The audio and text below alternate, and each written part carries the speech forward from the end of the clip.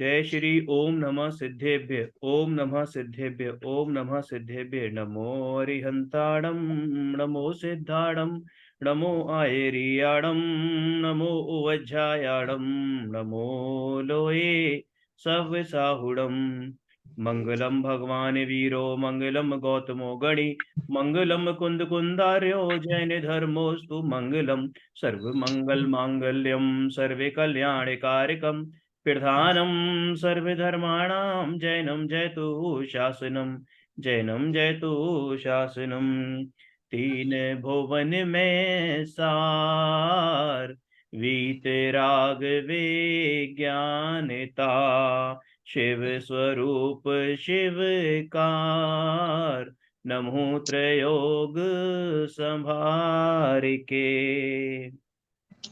अपना कल तीसरी ढाल की 9वीं गाथा तक हो गया था और आज हम 10वीं गाथा पढ़ते हैं। मोक्ष का लक्षण, व्यवहार सम्यक्त्व का लक्षण तथा उसका कारण। सकल कर्म ते रहित अवस्था सो शिव थिर सुखकारी। इहि विद जो सरधा तत्वन की सो समिकित व्यवहारी। देव जिनेन्द्र गुरु परिग्रह बिन धर्म दया जुत सारो। ये मान समिकित को कारण अष्ट अंग जुत धारो। देखिए क्या कहते हैं, अगर हम गाथा से ये अर्थ निकालें तो सकल कर्म ते रहित अवस्था, यानी कि सकल कर्म का मतलब होता है कि जो द्रव्य कर्म है, आठों द्रव्य कर्म है, उनसे रहित अवस्था होती है कहां पर? मोक्ष में। सो शिव थिर सुखकारी, ऐसी सुखकारी अवस्था शिव, शिव का मतलब होता है मोक्ष। अन्वयार्थ में देखिए, समस्त कर्मों से रहित, स्थिर, अटल, स्थिर अटल, अनंत सुखदायक ऐसी अवस्था यानी दशा पर्याय सो मोक्ष कहलाता है। इस प्रकार जो 7 तत्वों के, तत्वन लिखा है ना, श्रद्धा तत्वन की यानी श्रद्धा तत्वन की, इस प्रकार जो तत्वों की श्रद्धा करता है यानी कि 7 तत्वों की यथार्थ श्रद्धा करता है, भेद सहित श्रद्धा करता है, सो व्यवहार सम्यक दर्शन है। क्या लिखा? भेद सहित, भेद सहित श्रद्धा करना वो व्यवहार सम्यक दर्शन है। वीतराग सर्वज्ञ और हितोपदेशी यानी सच्चे देव, 24 परिग्रह से रहित वीतरागी, सच्चे वीतरागी गुरु तथा सारभूत अहिंसामय जैन धर्म, सच्चे देव, सच्चे गुरु और सच्चे धर्म का यथार्थ श्रद्धान, उनकी यथार्थ प्रतीति, इन सबको सम्यक दर्शन का निमित्त कारण जानना चाहिए।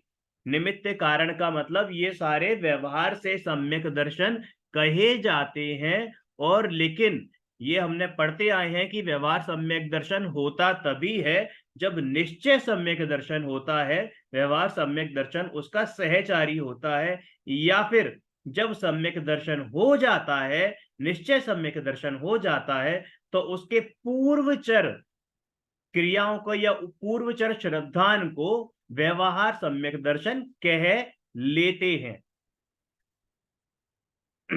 सम्यक दर्शन को उसके 8 अंगों सहित धारण करना चाहिए। सम्यक दर्शन के 8 अंग होते हैं, सम्यक दर्शन के 8 अंग होते हैं, यानी सम्यक दृष्टि के 8 अंग हैं जो उसके बाह्य और अंतर दोनों जगह दिखाई देते हैं स्पष्ट रूप से। अब देखिए ये यहाँ पे बता रहे हैं कि सम्यक दर्शन के तो 8 अंग हैं, लेकिन सम्यक सम्यक के 25 दोष, यानी कि सम्यक ना होने, यानी कि जिसको ये दोष है वो वास्तव में वो पक्के तौर पर ही सम्यक दृष्टि नहीं है। ऐसे 25 दोष भी यहाँ पर बताए हैं। कौन कौन से हैं? वसुमदतारी निवारी त्रषठता शठ अनायतन त्यागो। शंकादिक वसु दोष बिना संवेगादिक चित पागो।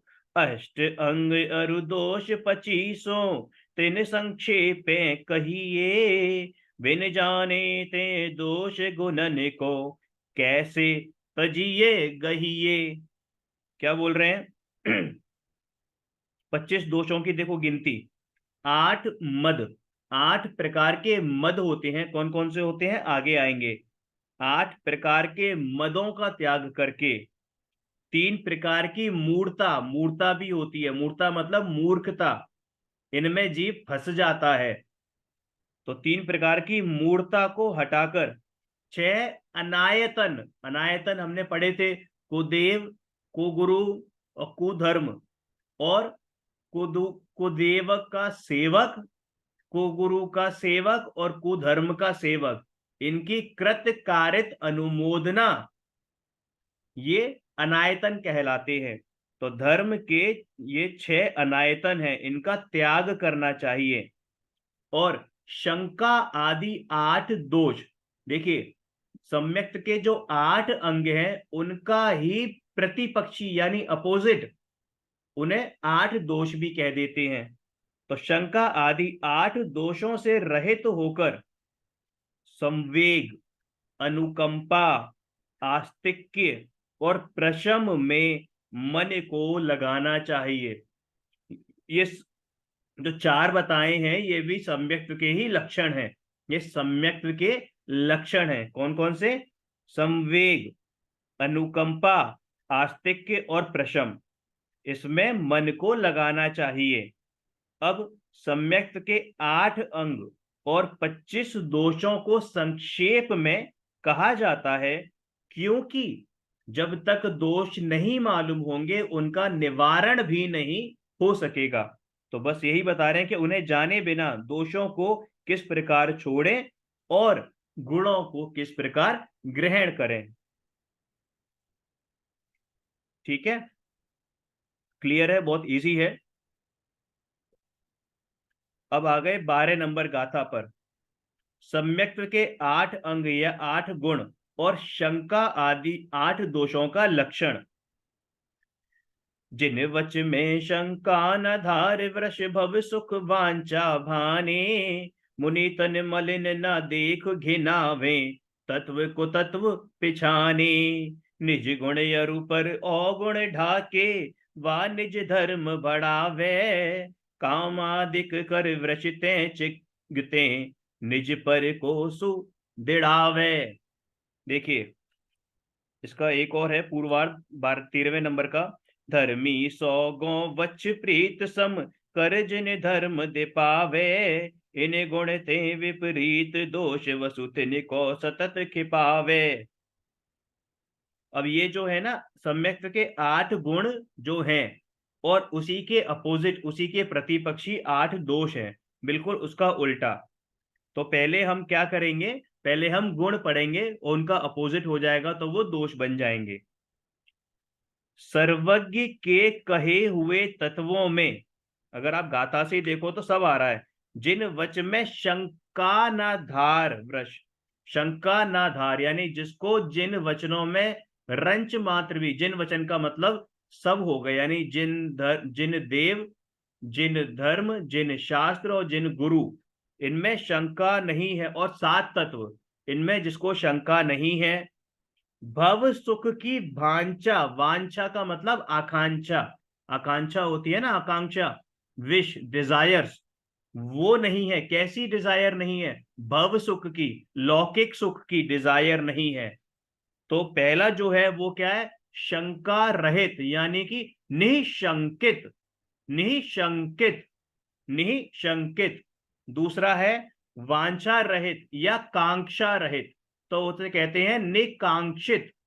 भव सुख वांछा भाने यानी कि भव सुख की भी वांछा नहीं है, लौकिक सुखों की आकांक्षा नहीं है, कांक्षा नहीं है, तो उसको कहते हैं निकांक्षित, निकांक्षित। मुनि तन मलिन न देख घिनावे, जिसको जैसे जिसको क्या कहते हैं कि मुनियों के शरीर आदि को देखकर घृणा ना होती हो, अब ऐसा कई बार होता है ना मुनियों, कई अब शरीर का तो पुद्गल का परिणमन है, किसी को कोई रोग हो गया। अब जैसे वादिराज मुनिराज थे, उनको जो है कोढ़ हो गया था, तो पूरा शरीर मवाद से भरा हुआ था। और अब कोई अज्ञानी जीव आके उनसे घृणा करे, तो वो क्या हो गया, घृणा करना, मलिन उनके शरीर को देखकर घृणा करना। और जो सम्यक दृष्टि होता है उनके शरीर को नहीं देखता, उनके शरीर को मतलब बाहरी जो वैसा आवरण दिखाई दे रहा है, जो शरीर का जो ऊपर मलिनता दिखाई दे रही है, उस पर दृष्टि नहीं जाती, उससे वो घृणित नहीं होता बिल्कुल भी। तो वही कह रहे हैं कि मुनियों के शरीर आदि मैल को देखकर घृणा ना करना, उसे कहते हैं निर्विचिकित्सा। निर्विचिकित्सा, विचिकित्सा मतलब घृणा करना, किससे, ग्लानि करना, है ना, गंदगी को देख के ग्लानि करना। और निर्विचिकित्सा मतलब उससे घृणा ना करना। ठीक है। अमूढ़ दृष्टि, अमूढ़ दृष्टि का मतलब देखिए यहाँ क्या लिखा है कि तत्व को तत्व, तत्व को तत्व पहचाने, तत्व को तत्व पहचाने। यानी कि मूढ़ क्या होता है, बेवकूफ, जिसको अच्छे बुरे की पहचान नहीं होती, तत्व को तत्व की पहचान नहीं होती, उसे कहते हैं मूढ़। मूढ़ दृष्टि कहते हैं ना, कि बिल्कुल मूढ़ है वो तो वैसे ही यहां पर अमूढ़ दृष्टि का मतलब होता है जो बेवकूफ नहीं है, यानी कि जो, जिसको तत्व और कुतत्व की भली भांति पहचान है, यथार्थ रूप से पहचान है, भेद विज्ञान है कि कौन सा प्रयोजन भूत तत्व है और कौन सा अप्रयोजन भूत तत्व है। तो वही कह रहे हैं कि सच्चे और झूठे तत्वों की पहचान रखे, सो अमूढ़ दृष्टि अंग है। इनको बड़ा इजीली हम याद कर सकते हैं।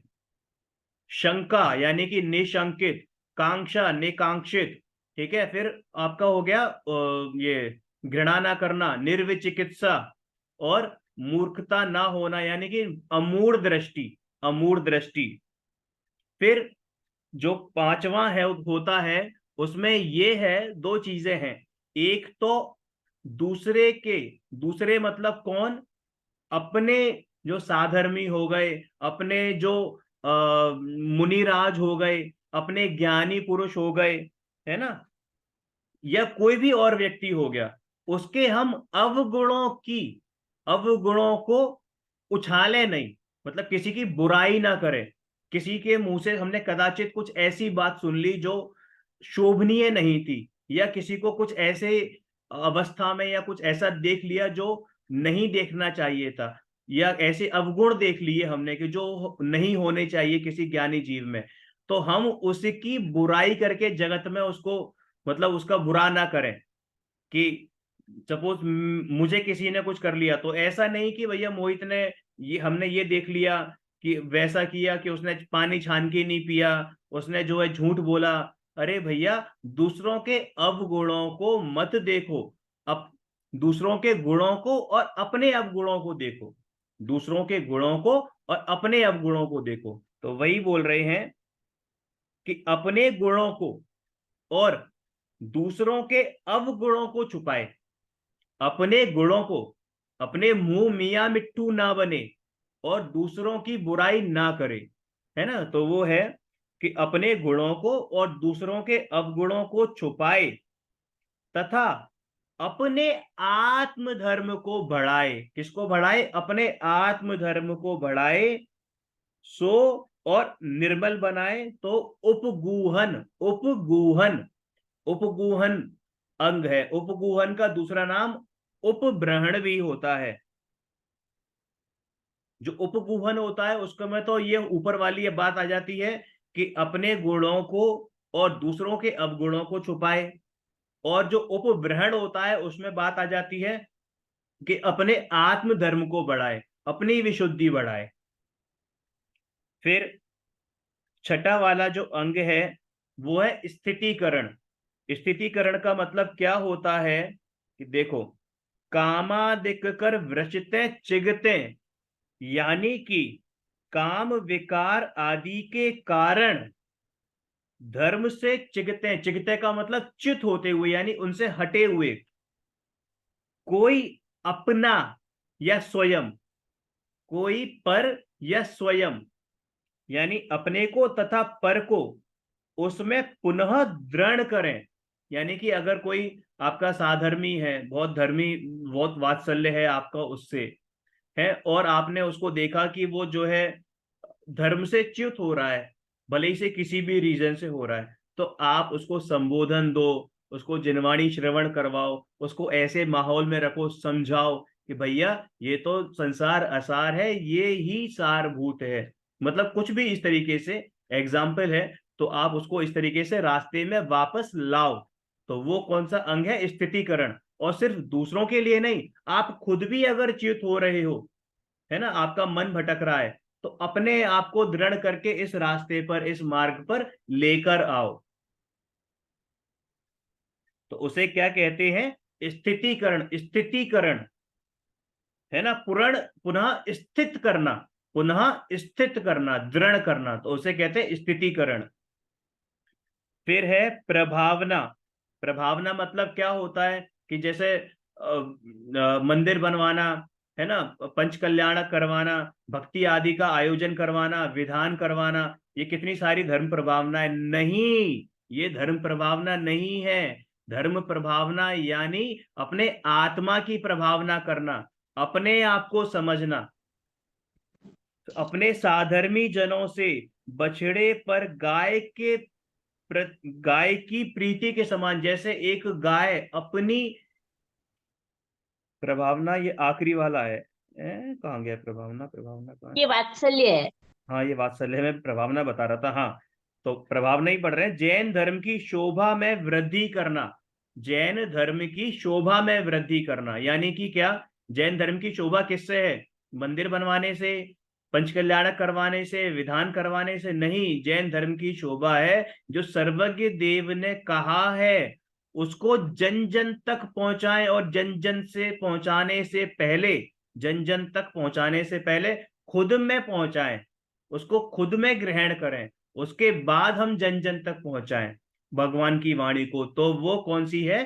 प्रभावना। और प्रभावना बिना आराधना के नहीं होती, आराधना होती है उसके बाद प्रभावना होती है, यानी पहले स्वयं, उसके बाद प्रभावना करेंगे। ठीक है। एक कहावत है अंग्रेजी में, चैरिटी बिगेन्स एट होम। आप बाहर तो चैरिटी करने चल दी, आपने गुल्लक में कितना डाला ये तो बताओ, है ना। तो पहले अपनी गुल्लक में डालना है, यानी अपने को ग्रहण करना है, अपने की आराधना करनी है, उसके बाद हम प्रभावक बने। तो वही है। फिर ये आठवां था, सातवां रह गया था वात्सल्य। जैसे एक गाय अपने बछड़े से प्रीति करती है, अब आपको बताने की आवश्यकता नहीं है, आप सब माए हैं, तो अपने बच्चे से कितना प्रेम होता है, निस्वार्थ प्रेम होता है। बच्चा कैसे भी कलर, कितना ही काला हो, कितना ही गोरा हो, भूरा हो, कैसा भी हो, लेकिन बच्चा इस पूरे दुनिया में एक माँ का सबसे बड़ा, मतलब कहना चाहिए, कमजोर पक्ष भी होता है और मजबूत पक्ष भी होता है ना। निस्वार्थ भाव से हम करते हैं। तो वैसे ही बता रहे हैं कि बछड़े पर गाय की प्रीति के समान प्रेम रखना, किससे? अपने साधर्मियों से, अपने साधर्मियों से। मतलब क्या? कि आपके, आप देखो कहीं कि अगर आपका साधर्मी कहीं किसी मुसीबत में है, कहीं किसी की जरूरत है किसी तरीके से, तो आप उसे वैसा ही वात्सल्य करें, वैसा ही प्रेम दें, वैसे ही अपनी अपनी स्वेच्छा से और अपने सामर्थ्य अनुसार उसकी हेल्प करें।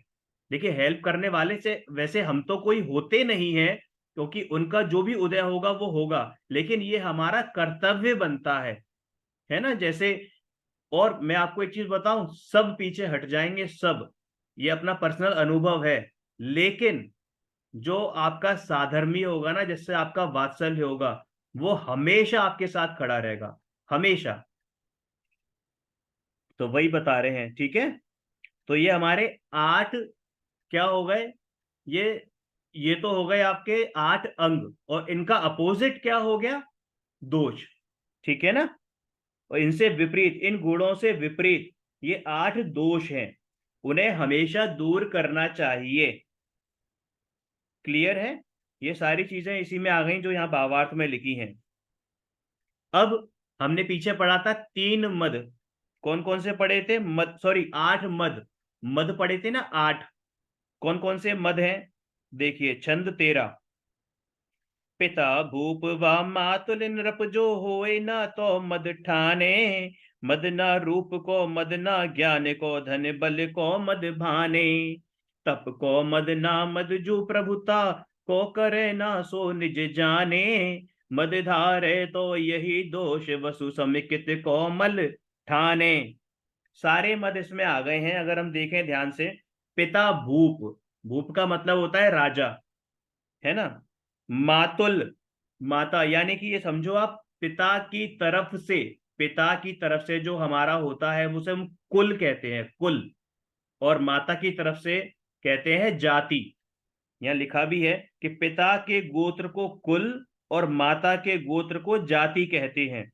अब अर्थ पढ़ते हैं कि पिता आदि पितृ पक्ष में राजा आदि प्रतापी पुरुष होने से, अब इस समय तो कोई राजा होता नहीं है, लेकिन मतलब क्या है कि कोई बहुत प्रभावी पुरुष है, बहुत रईस खानदान के हैं, बहुत प्रभावी हैं, सब मंत्री हैं, संतरी हैं, बड़े बिजनेसमैन हैं, अच्छी जॉब करते हैं, खूब पैसा है, रुतबा है, ठीक है। तो ऐसे नहीं कि हम उनके मद में, कि मैंने इस कुल में जन्म लिया है, ये अभिमान करना सो क्या है, कुल मद है। चाचा विधायक है हमारे, मतलब ऐसा भाव नहीं होना चाहिए, है ना। ऐसा मद नहीं होना चाहिए कि मेरे पिताजी तू जानता नहीं है मेरा बाप कौन है, ये वाला मद ना हो, ठीक है। फिर मामा आदि मातृ पक्ष में राजा आदि प्रतापी पुरुष होने का अभिमान करना सो जाति मद है। वही सेम चीज यहाँ पर होती है कि आपकी माँ की तरफ से कोई अगर है तो वो जाति मद, वैसा मद ना करना। शारीरिक सौंदर्य का मद, तो ये रूप मद है, ये बताने की आवश्यकता नहीं है। अपनी विद्या का अभिमान करना, मैं बहुत ज्ञानी हूं, सारे शास्त्र पढ़ डाले मैंने, सारे शास्त्र, एक एक गाथा रटी हुई है, और गाथा क्या रटी हुई है, उनका अर्थ फिंगर टिप्स पे याद है, ठीक है। कोई आए बहस करके दिखाए, मैं सबको हरा सकता हूं, ये क्या हो गया, ज्ञान मद। तो ये नहीं करने का। अपनी शारीरिक, अपनी धन संपत्ति का अभिमान करना, मतलब अपनी रिचनेस, कि मेरे पास इतना पैसा है। अपनी शारीरिक शक्ति का गर्व करना, बल मद। अपने व्रत उपवास आदि का तप करना, गर्व करना। 10 लक्षण आते हैं, एक आसन करता हूं मैं पूरे 10 दिन। अरे वो तो छोड़ो, अनंत चतुर्दशी और अष्टमी को, यानी महीने में 4 बार निर्जल व्रत करता हूं, निर्जल व्रत। तो ऐसा मद क्या हो गया, ये तप मद हो गया। मैंने पूरे 31 दिन, 31 दिन एक आसन किया, हरि का त्याग किया, केवल एक रोटी खाता था दिन में, और 1 गिलास पानी पीता था। तो ये बताना, ये गर्व करना, अरे गर्व करना छोड़ो, अंदर भी ये भावना नहीं होनी चाहिए कि मैंने ऐसा किया, वो किया होगा, उसकी वो नहीं है, मैं उसकी बुराई नहीं कर रहा, अच्छी बात है, लेकिन ऐसा मानना, ऐसा भाव आना कि मैंने किया। जैन धर्म में कर्तत्व को बहुत बड़ा अपराध माना गया है, तो वो कर्तत्व बुद्धि नहीं होनी चाहिए, और कर्तत्व बुद्धि आ गई तो वो क्या हो गया, तपमद। अपने बड़प्पन और आज्ञा का गर्व करना, तो वो क्या होगा, प्रभुता मद। बहुत इन्फ्लुएंशियल लोग होते हैं, रौबदार पुरुष होते हैं, तो वो क्या हो जाता है, प्रभुता मद, कि मैं बड़ा हूं, मेरी बात ये अवश्य मानेगा, तो ये हो गया प्रभुता मद। तो इस तरीके से ये 8 मद हो गए, कौन से, कुल, जाति, रूप, ज्ञान, धन, बल, तप और प्रभुता।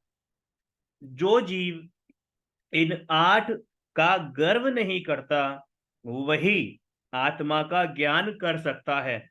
इन 8 मदों को बाहर और अंदर दोनों तरीके से ग्रहण करना। यदि उनका गर्व करता है तो ये मद सम्यक दर्शन के 8 दोष बनकर उसे दूषित करते हैं। सम्यक दर्शन क्या दूषित होगा, सम्यक दर्शन तो प्योरेस्ट फॉर्म है। सम्यक दर्शन को दूषित करने का मतलब क्या, कि उस व्यक्ति को सम्यक्त्व नहीं प्रकटता, ठीक है। 6 अनायतन तथा तीन तीन मूर्ता दोष। 6 अनायतन, अनायतन क्या बताए, को गुरु को देव को वृष सेवक की नहीं प्रशंस उचरे है, जिन मुनि जिन श्रुत विन कुगुरा दिक तिन्हें न नमन करे हैं। कुगुरु, कुदेव, कुव्रश, कुव्रश का मतलब होता है कुदेव, कुव्रश, व्रश का मतलब होता है, व्रश भी आता है कई जगह लिखा हुआ, तो उसका नाम मतलब भगवान होता है ना। तो सम्यक दृष्टि जीव कुगुरु, कुदेव और कुधर्म की तथा उनकी सेवा करने वाले यानी उनके सेवक, कौन कौन से, कि कुगुरु का सेवक, कुदेव का सेवक और कुधर्म के सेवक की। यहां सिर्फ प्रशंसा लिखा हुआ है, इसका मतलब है कृत कारित अनुमोदना। कृत कारित अनुमोदना का मतलब ना तो खुद करता है, ना करने देता है, मतलब किसी को करने की बोलता है, और ना ही उनकी प्रशंसा करता है, उनकी अनुमोदना करता है। ठीक है। जिनेन्द्र देव वीतरागी मुनि और जिन वाणी के अतिरिक्त, जिनेन्द्र देव वीतरागी मुनि यानी कि आचार्य उपाध्याय साधु, पंच परमेष्ठियों में जो तीन है, और अनंत भगवान को भी कहीं गुरु और कहीं देव का दर्जा दिया है। तो जिन वाणी के अतिरिक्त जो कुगुरु, कुदेव और कुधर्म है, उनको नमस्कार नहीं करता। ठीक है। तो ये हो गए आपके 6 अनायतन। क्या हो गए? 6 अनायतन। भैया इसमें जो कुवृक्ष है तो वृक्ष धर्म होगा या भगवान होगा? वृक्ष, अरे वृक्ष नहीं, वृक्ष का मतलब, वृक्ष का मतलब होता है भगवान, देव। ऐसा है ना, देव को भगवान भी तो कहते हैं ना। सच्चे देव कौन? जो अरहंत भगवान या सिद्ध भगवान है। हम्म। तो लेकिन वृक्ष, जैसे इसमें हाँ, कुवृक्ष है तो इसमें कुधर्म नहीं हो सकता ये? कुधर्म, हाँ कुधर्म भी हो सकता है, बिल्कुल है। यहाँ लिखा हुआ है ना। और अच्छा, ये कुदेव अलग दे रखा है, ठीक है, बिल्कुल सही कह हाँ, रहे हो आप। बिल्कुल सही कह रहे हो, ये कुधर्म ही है। कुधर्म होगा ना। हाँ हाँ, कुधर्म ही है। लेकिन वैसे कहीं और जगह भी वृक्ष का मतलब वो भगवान भी ले लेते हैं, तो वो मुझे वो याद रहा। ठीक है। कुगुरु, ठीक कुदेव, कुवृष, ये अलग सेपरेट दे रखा है कुदेव, है ना। तो ठीक है। वृक्ष का मतलब यहाँ पर धर्म है। ठीक। हम्म।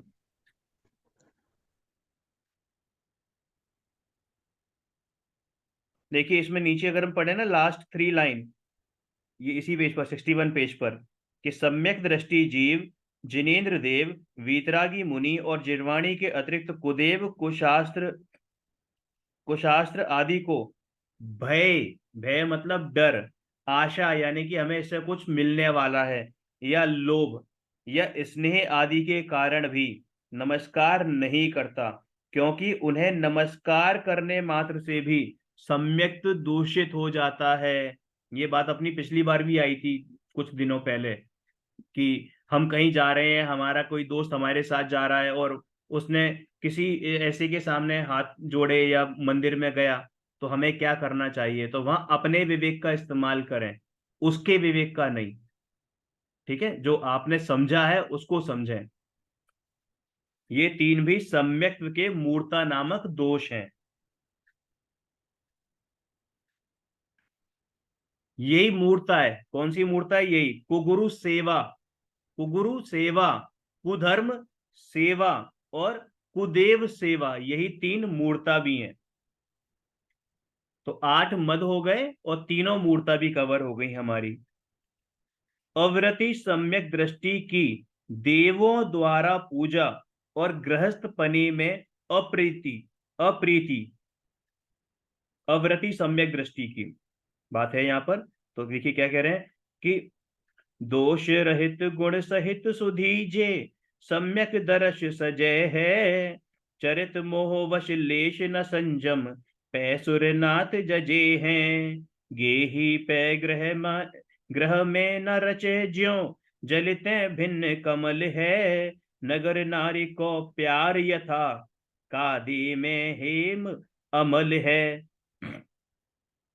देखिए, दोष रहित गुण सहित सुधीजे, जो बुद्धिमान पुरुष, बुद्धिमान पुरुष का मतलब सम्यक दृष्टि है, जो सुधी बुद्धिमान पुरुष 25 दोष रहित, जो ऊपर कहे हैं 25 दोष उनसे रहित, और निशंकादि 8 गुणों सहित सम्यक दर्शन से भूषित हैं। अब 25 दोष गिनाओ जरा, कौन कौन से हो गए 25 दोष? वो, हाँ, 25, एक तो वो 8 तो दोष हो गए जो शंकादि रहित, शंकादि जो 8 दोष हैं वो हो गए 8, ठीक है। 8 मद हो गए तो 8 दूनी 16, 3 मूर्ताएं हो गई 19 और 6 अनैसन, तो इस प्रकार से ये 25 दोष हो गए, ठीक है। तो वही के और निशंकादि 8 गुणों सहित सम्यक दर्शन से भूषित हैं, उन्हें अप्रत्याख्यान वर्णीय चारित्र मोहिनीय के कर्म के उदयवश, ये चौथे गुण स्थानवर्ती श्रावक की बात है, जीव की बात है कि उनको अप्रत्याना कर प्रत्याख्याना वर्ण कर्म का उदय है, ठीक है, उसके वश, उसके उदय के वश किंचित भी संयम नहीं है। अप्रत्याख्याना वर्ण का उदय क्या करता है, हमें संयम, नियम संयम लेने से वंचित करता है। तो वही बता रहे हैं कि किंचित भी संयम नहीं है, तथापि फिर भी देवों के स्वामी इंद्र उनकी पूजा करते हैं। यद्यपि वे गृहस्थ हैं तथापि घर में नहीं राजते, रहते घर में हैं पर अपने घर में ही रहते हैं, बाहर घर में रहते हुए भी आसक्ति नहीं होती। राजते का मतलब आसक्ति नहीं होती। जो चौथे गुणस्थान वर्ती सम्यक दृष्टि जीव होते हैं उनको अविरत सम्यक दृष्टि भी कहते हैं। अविरत का मतलब एक बार बताया था कि रत होते हुए दिखते हैं लेकिन रत होते नहीं है, है ना, अपने में ही होते हैं। रामचंद्र जी तीर पे तीर चलाए जा रहे हैं फिर भी अपने में ही हैं। सीता जी की, माता सीता की खोज में दर दर भटक रहे हैं, रो रहे हैं, दिख रहे हैं, रो रहे हैं, अंदर से नहीं है, अंदर से तो अपनी अनुभूति में ही है। लक्ष्मण के शव को, भैया लक्ष्मण के शव को लेके घूम रहे हैं 6 महीने तक, फिर भी अपने में ही है, ठीक है। दिखते हैं क्योंकि संयम धारण नहीं किया है ना, तो इसलिए हमें दिखते हैं लेकिन होते नहीं हैं।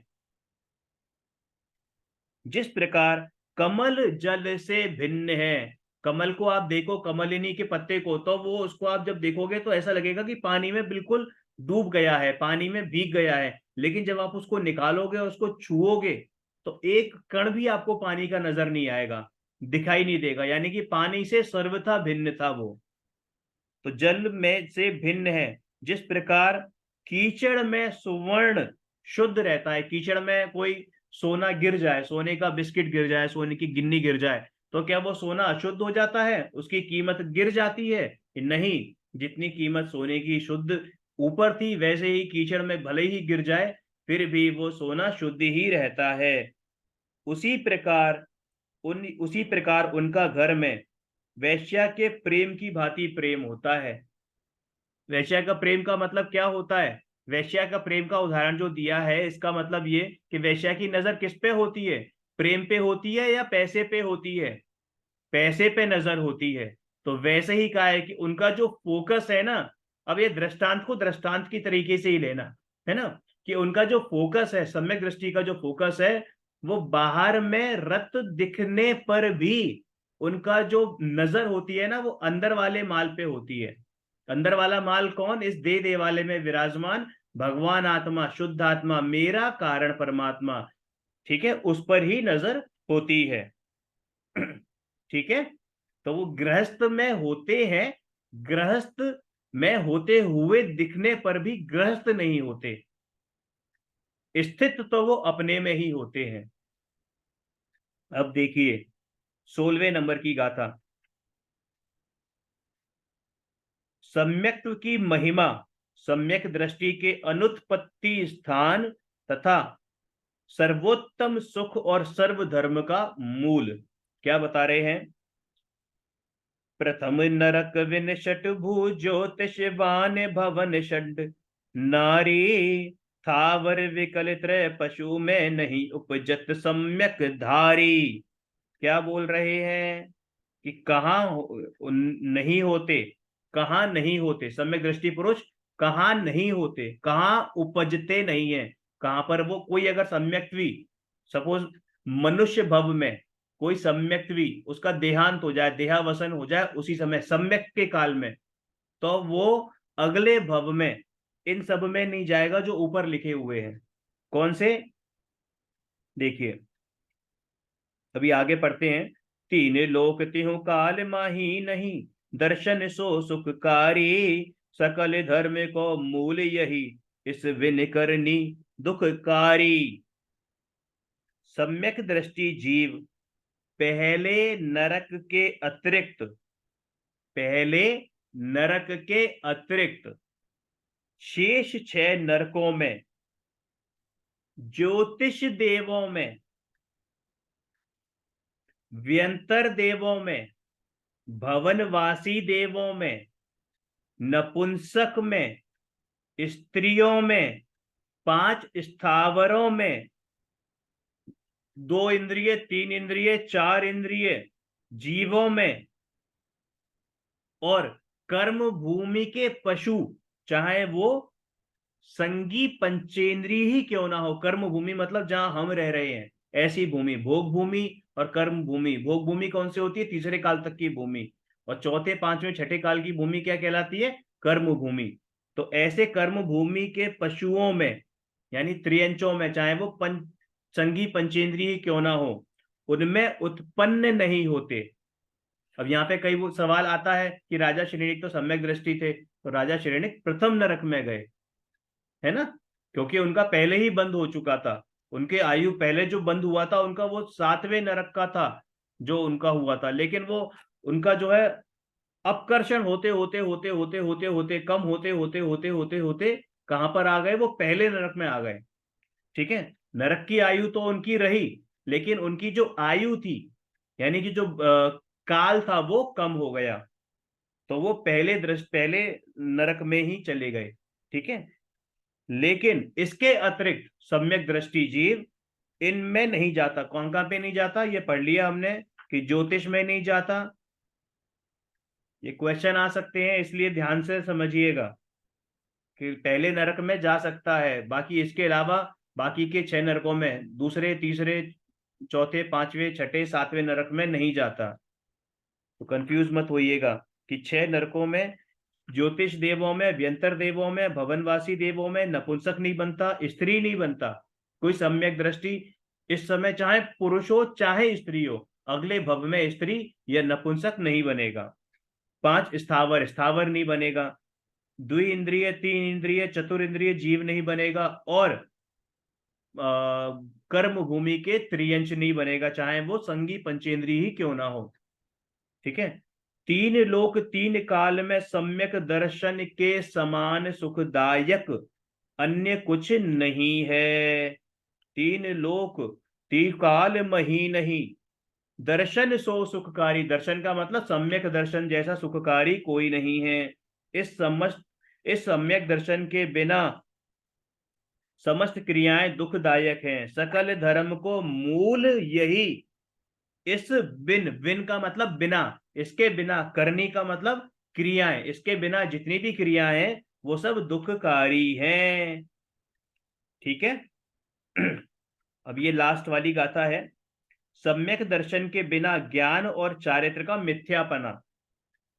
मोक्ष महल की प्रथम सीढ़ी, या बिन ज्ञान चरित्रा, सम्यकता न लहे सो दर्शन धारो भव्य पवित्रा। दौल समझ सुन चेतन सयाने, काल वृता मत खोवे, यह नरभव फिर मिलन कठिन है, जो सम्यक नहीं होवे। देखो, मोक्ष महल की पहली सीढ़ी है, तो हमने पहले सुना है, पढ़ा भी है कि मोक्ष मार्ग की पहली सीढ़ी कौन सी है? सम्यक दर्शन है। यह सम्यक दर्शन मोक्ष रूपी महल की प्रथम सीढ़ी है। इस सम्यक दर्शन के बिना, इस सम्यक दर्शन के बिना, और सम्यक दर्शन का मतलब निश्चय सम्यक दर्शन लीजिएगा, इस सम्यक दर्शन के बिना ज्ञान और चारित्र, सच्चाई यानी यथार्थता, यथार्थता प्राप्त नहीं करते। ठीक है, इसलिए हे भव्य जीवों, ऐसे पवित्र सम्यक दर्शन को धारण करो। हे समझदार दौलत राम, अब अपने आप को संबोधित कर रहे हैं पंडित जी साहब कि सुन, समझ और सावधान हो। अब वो अपने आप को कर रहे हैं, तो हमें अपने आप को करना है क्या? कि हे मोहित, सुन, समझ और सावधान हो। समय को व्यर्थ ना गवा, क्योंकि यदि ये सम्यक दर्शन नहीं हुआ तो ये मनुष्य पर्याय पुनः मिलना दुर्लभ है, दुर्लभ दुर्लभ। और दुर्लभ का मतलब क्या होता है? दुर्लभ का मतलब ये होता है कि विश्व के समस्त समुद्र के पानी को, समस्त पानी को इकट्ठा कर लो और सुई के नोक की बराबर जो ड्रॉप है ना, ये वो है मनुष्य भव। आवाज नहीं आ रही भैया, नेटवर्क। अभी आ रही है आवाज? अभी आ रही है आवाज? आवाज आ रही है? अच्छा। अब आ रही है भैया। हाँ, तो क्या बताया कि यदि सम्यक दर्शन नहीं हुआ तो यह मनुष्य पर्याय पुनः मिलना दुर्लभ है। दुर्लभ का मतलब वही कि भैया बहुत बहुत बहुत बहुत कठिन है। कैसा कठिन है कि पूरे विश्व के पानी में से एक सुई गिर जाए, है, समुद्र में सुई गिर जाए, पैसिफिक ओशन में सुई गिर जाए, अब उसको ढूंढ के दिखाओ आप, है ना, उससे भी ज्यादा दुर्लभ है, इतना कठिन है।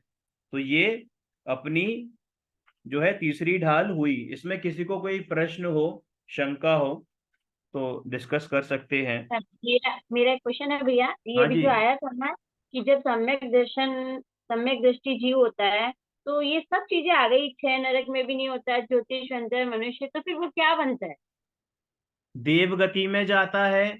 मनुष्य, हाँ, मनुष्य कहाँ लिखा है यहाँ? मनुष्य में मनुष्य तो बनेगा ही इसमें ना। लिखा तो है नीचे मनुष्य में में, भावार्थ में। नी- नीचे लिखा मनुष्य। है कर्म भूमि में तिर्यंच और मनुष्य रूप में भी उत्पन्न नहीं होते। अरे हाँ तो मनुष्य मनुष्य या रूप में स्त्री कहाँ लिखा या है? जो बांध रखी है तो भोग भूमि में जाएगा। अरे आप भोग भूमि का सुनो तो सही मनुष्य मेरी या बात, एक तिर्यंत सेकंड बनेगा। यहाँ पर देखो, मैं बोल लूं। वो क्या बोल रहे हैं कि जो जिनको सम्यक दर्शन होता है ना, वो जैसे अब पंचम काल चल रहा है ना, पंचम काल, पंचम और हम्म, छठम काल, षष्टम काल में इस ये हम्म, कर्म भूमि चल रही है, ठीक है, हाँ, कर्म भूमि चल रही है। तो वहां पर नहीं होते। कोई किसी को सम्यक दर्शन हुआ हो चौथे काल में, ठीक है, तो वो वहां से मर के अब पंचम काल में जन्म नहीं ले सकता। किसी को कोई सम्यक दृष्टि जीव अगर चौथे काल में विदेश क्षेत्र में सपोज कोई सम्यक दृष्टि जीव है, तो वो वहां से मर के यहाँ भरत क्षेत्र में पंचम काल में आके जन्म नहीं लेगा, ठीक है। तो एक तो वो एक्सपेक्ट वो हो गया। दूसरा, किसी भी काल में स्त्री पर्याय में जन्म नहीं लेगा, किसी भी काल में, चाहे भोग भूमि हो चाहे कर्म भूमि हो, किसी भी क्षेत्र में स्त्री पर्याय में जन्म नहीं लेगा। त्रियंच नहीं बनेगा, कहाँ का? कर्म भूमि का। कर्म भूमि का त्रियंच नहीं बनेगा। भोग भूमि का बन सकता है, क्योंकि वहां तो पंचम गुण स्थानवर्ती भी होते हैं त्रियंच। जो महामत्स्य होते हैं ना, महामत्स्य, महामत्स्य, वो पंचम गुण स्थानवर्ती श्रावक होते हैं। कुछ ही भव बाद वो मोक्ष जाने वाले होते हैं, तो वहां तो ले सकता है। कर्म भूमि का त्रियंच नहीं बनेगा, चाहे वो संगी पंचेंद्री ही क्यों ना हो, ठीक है। दोबारा पढ़ लेते हैं इसको। देखिए क्या लिखा है। ऊपर जहां नहीं होते वो हमने देख लिया, ठीक है। अब विमानवासी देव हो सकते हैं, भोग भूमि के मनुष्य या भोग भूमि के त्रियंच, है ना, अथवा लिखा है ना, भोग भूमि के मनुष्य अथवा त्रियंच का मतलब भोग भूमि के मनुष्य अथवा भोग भूमि के त्रियंच हो सकते हैं। कर्म भूमि के त्रियंच भी नहीं होते। कदाचित नरक में जाएं तो पहले नरक से नीचे नहीं जाते, ठीक है। तीन काल और तीन लोक में, ये तो पढ़ ही लिया हमने। और बताइए, क्लियर हो गई बात? हाँ। हम्म। और बताइए, अच्छा लगता है सब अटेंटिव होके पढ़ते हैं। मुझसे भी गलती हो जाती है तो बताते हैं, तो अच्छा लगता है कि सभी लोग ध्यान से सुन रहे हैं। कल तो थे हम 8 क्लास में, आज तो 4 ही जने हैं। हाँ, तो अब चलते इंटरेस्ट हैं, नहीं कल है लोगों करेंगे। को रिवीजन में। चौथे से, है ना, चौथा कल करेंगे। आपने एग्जाम दे दिया भैया? सुबह ही दे दिया था, जब से एक